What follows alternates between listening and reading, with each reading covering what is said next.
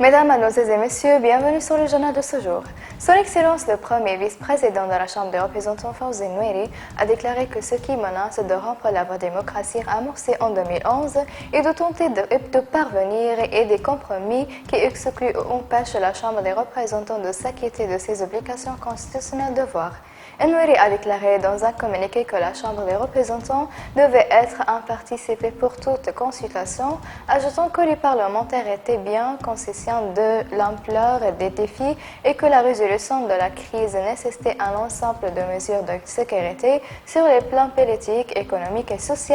et mesures humanitaires. Noueri a insisté sur la nécessité d'adopter les bases appropriées pour que les résultats obtenus soient corrects et fructueux et qu'ils correspondent au but ultime et à l'instauration de l'état de droit et des institutions démocratiques.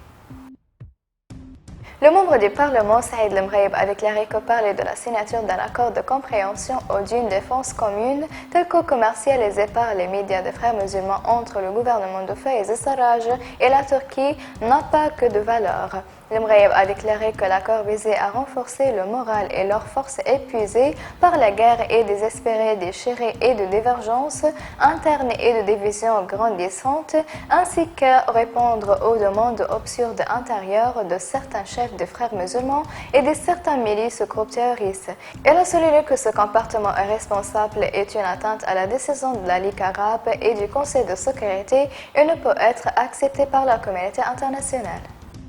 Le ministre des Affaires étrangères Abdelhadi El-Houej a déclaré que le gouvernement intérimaire avait reconnu en avril le génocide des Arméniens par les États turcs lors de sa visite au mémorial des victimes arméniennes à Paris, la capitale française. El-Houej a déclaré que cette visite était une solidarité avec les familles des victimes arméniennes contre les massacres commis à leur encontre, ainsi que pour préserver la mémoire afin que ces graves violations des droits de l'homme ne se produisent plus et coïncident avec les réunions suspectes et les accords conclus par le gouvernement inconstitutionnel de Sarraj avec le gouvernement turc en soutien des groupes terroristes remis. Il y a encore beaucoup de massacres contre le peuple libyen.